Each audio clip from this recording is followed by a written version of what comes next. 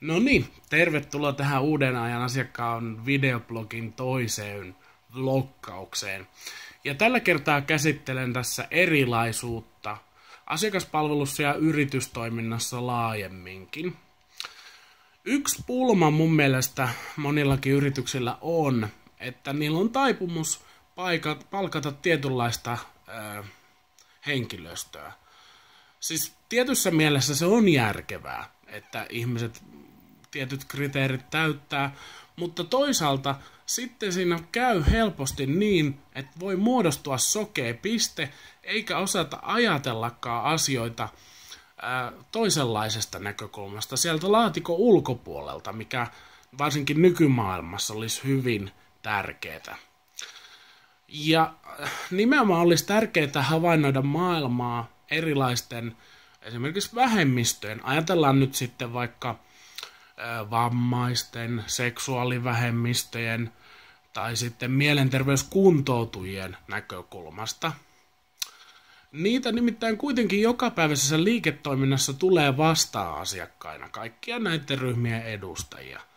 Ja jos yritys ei ole ollenkaan osannut huomioida heitä tässä toiminnassaan, niin se voi aika paljon viedä resursseja, kun tilanteet tuleetkin semmoisena uusina ja yllättävinä. Niihin ei ole minkäänlaista näkökulmaa. Toisaalta myös sitten se, että yritys sallii hyvin monimuotoisia näkökantoja, monimuotoisia ihmisiä, niin se myös vapauttaa sillä yrityksen sisällä voimavaroja. Että ihmiset saa olla sellaisia kuin ne on, ne hyväksytään sellaisena työntekijöitä kuin ne on, ja heidän ei silloin tarvitse esittää niin voimakkaasti mitään roolia. Asiakaspalvelun kannalta musta olisi hyvä joskus, jos erilaisia yrityksiä tarkasteltaisiin tiettyjen vähemmistöjen kannalta, tai ei välttämättä edes vähemmistöjen. Ajatellaan niinkin iso ryhmää kuin sinkut, joka on jatkuvasti kasvavassa asemassa tässä yhteiskunnassa. Miten moni esimerkiksi ravintola on huomioinut sinkkujen kannalta? Mitä jos joku sinkku menisikin katsomaan, että miltä se ravintola, onko se hänelle semmoinen sopiva paikka? Miten siitä saataisiin sellainen, että hänenkin olisi helpompi tulla sinne ravintolaan? Toisaalta sitten, jos nyt ajatellaan vaikka ihan tämmöistä perinteistä kauppaa, niin voisiko siellä jotenkin helpottaa vaikka kehitysvammaisen elämää?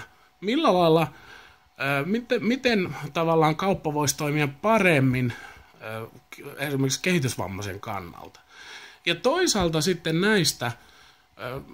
näistä ajatuksista, mitä sitten tulee näiltä erilaisten ihmisryhmien edustajilta, niin ne saattaisi olla joskus jopa ihan muillekin hyödyllisiä. Että siinäkin mielessä niistä voisi olla lisäarvoa. Tämmöisiä mä tänään pohdiskelin. Nyt on viikonloppu, eilen oli ainakin ihan loskasta. Toivottavasti noi kelit nyt tosta vähän paranee, ettei tarvii liukastella hirveästi. Toivottelen kaikille oikein mukavaa viikonloppua tai sitten alkavaa työviikkoa. Palataan asiaan.